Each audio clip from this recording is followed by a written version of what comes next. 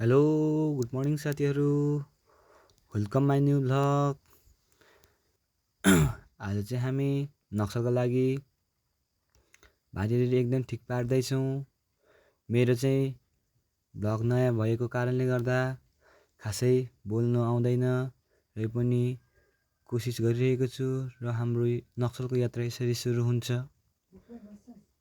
हामी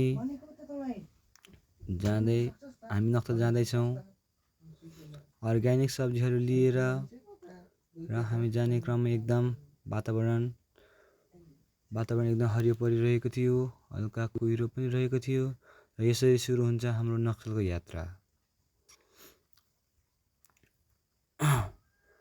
हामी नक्सलवासी, हामी रोङछक रम्ब्याङका वासीहरू आफ्नो घरका लागि खाद्यान्न ल्याउनका लागि सम्पूर्ण रोङवासीहरू नक्सल जाने गर्दछन्, र कोही जान्छन् मोटरसाइकलमा भने कोही गाडीमा। र हामी चाहिँ गाडीमा गयौँ, र हाम्रा दाजुभाइहरू चाहिँ गाडीमा जानुभएको छ। र हामी यो दृश्य चाहिँ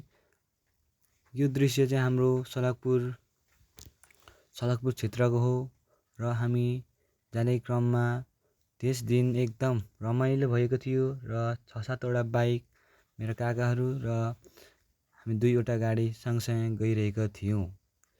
यसरी जाने क्रममा हामीलाई एकदम रमाइलो महसुस भइरहेको थियो, र सम्पूर्ण साथीहरूलाई म भिडियो बनाउँदै लागेँ, र अरूहरू आयो। यसरी हिँड्दै जाँदा यो दृश्य मेचीडाँगी भर्लिनी चोक भन्ने क्षेत्रको हो।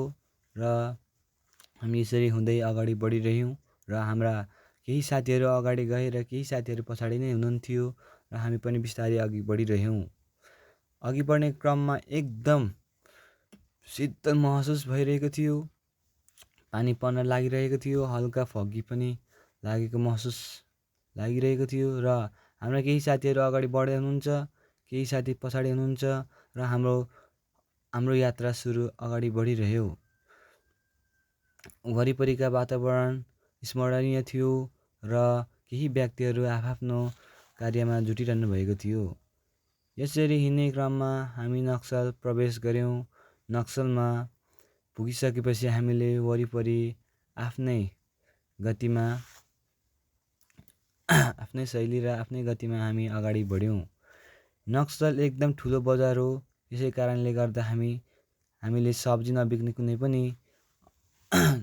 कुनै पनि विश्वास राखेनौँ। त्यस क्षेत्रमा सम्पूर्ण सब्जीहरू बिक्ने गर्दछन्, र हामी एकदम विश्वस्त थियौँ सब्जी बिक्छ भनेर। हामी सबै अगाडि बढ्यौँ, र हामी नक्सल बजार पुगिसक्यौँ। नक्सल बजारमा पुगिसक्दा केही मानिसहरूले आफ्नो वस्तुहरू बिक्री वितरण गर्दै हुनुहुन्थ्यो, र केही साथीहरू घर फर्किने विचार गर्दै हुनुहुन्थ्यो। हामी पनि पुगेर हामीसँग भएको वस्तुहरू बिक्री वितरण गर्ने निर्णय गऱ्यौँ, र हामी पनि अगाडि बढिरह्यौँ। नक्सलमा यता वरिपरि हेर्दा एकदम रमाइलो थियो। त्यहाँका व्यक्तिहरूले आफ्नो उद्योग सञ्चालन गर्दै आइरहनु भएको थियो, र सिटी सफारीहरू ग्राहकहरूलाई बोकेर ओहोर दोहोर गरिरहनु भएको थियो। प्रत्येक मानिसले आफ्नो एकवटा व्यवसाय सञ्चालन गर्दै आइरहेको छ। यसै गरी इन्डिया एकदम विकसित देश हो भन्ने कुरा पनि बुझिन्छ। यसै गरी हामी सब्जी बिक्री वितरण गर्न लाग्यौँ। त्यस दिन चाहिँ हामी दाइहरूसँग हामी सब्जी हाम्रो लगेको अर्ग्यानिक सब्जी बिक्री वितरण गर्न सुरु गऱ्यौँ। यस क्षेत्र भन्नुपर्दा नक्सलको काली मन्दिर नजिकै रहेको छ, र इन्डियामा नक्सलमा रहने महानुभावज्यूहरूलाई आवश्यक परेको सब्जीहरू लिनका लागि त्यस क्षेत्रमा आइदिनुहोला। र यसै गरी मैले मेरो भाइहरूलाई मिठाईहरू किनिदिएर मेरो सौदाहरू सञ्चालन गर्न थालेँ। यसै गरी हामी घर फर्कियौँ। घर फर्किँदा हल्का भारी भएको कारणले गर्दाखेरि हामीले साइकललाई भन्ने निर्णय गऱ्यौँ, र हामी साइकलमा भारी लगेर भारी लाएर हामी अगाडि बढिरह्यौँ। अगाडि साइकल र भारी बोकिरहेको थियो। उहाँहरूकै कारणले गर्दाखेरि आज हामी जीवित छौँ भन्नु पनि कुनै डर हुँदैन। उहाँहरू नभएको भए हाम्रो भारी कसरी नक्सल जाने थियो। उहाँहरूकै कारणले गर्दा हाम्रो नक्सल भारी जान्छ। दैनिकी जस्तो उहाँहरू आफ्नो परीक्षा लिनुहुन्छ र हामी पनि उहाँहरूलाई राम्रै दिन्छौँ। उहाँहरूले प्रत्येक दिनरात नभनी पानी झरी नभनी उहाँहरूले हाम्रो सब्जीलाई ताराबारीसम्म पुर्याउने गर्नुहुन्छ र हाम्रो खोला पनि बढेको कारणले गर्दा हामी अगाडि बढ्यौँ। हाम्रो साथीहरू सबै अगाडि गइसक्नु भएको थियो। हामी केही 1-2 जना भने पछाडि रहेको थियौँ र हाम्रो यसरी सुरु हुन्छ। र हामी आउने क्रममा एउटा यस्तो दृश्य देखेँ र ट्र्याक्टर लोड गरिरहेको अवस्थामा यो ट्र्याक्टर फँसेको देख्दा एकदम अचम्म लाग्यो।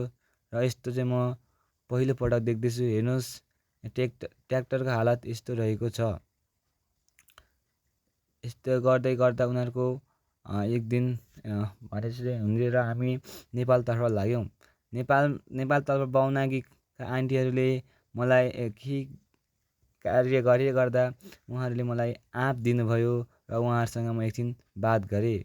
उहाँहरूले धानको बिउ भट्टाभट्टी निकालिरहनु भएको थियो। उहाँसँग म केही छिन बात गरे पश्चात म पनि आफ्नो घरतर्फ लागेँ।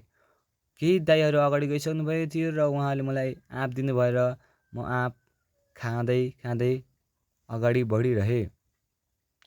त्यो आँप एकदम मिठो थियो र आन्टीहरूलाई यही भिडियोबाट धेरै धन्यवाद दिन चाहन्छु। यसै गरी म अगाडि बढ्दै गएँ। बाटोमा पानीहरू आएको कारणले गर्दा हिँड्न अलिक कठिनाइ भएको थियो र यहाँ बाहुनागी क्षेत्रमा एकदम रमाइलो भएको थियो। त्यहाँ अहिले जताततै धान रोप्ने मौसम भएको कारणले गर्दा वरिपरि एकदम रमाइलो थियो र म आँप खाँदै अगाडि बढेँ। आँप साह्रै मिठो भएको कारणले गर्दा एकदम खुसी भएँ। त्यस गर्मी समयमा उहाँहरूले मलाई एउटा आँप दिनुभयो र उहाँहरूलाई धेरै धन्यवाद दिन चाहन्छु। र आजको भ्लग यति नै। हस् त, धन्यवाद।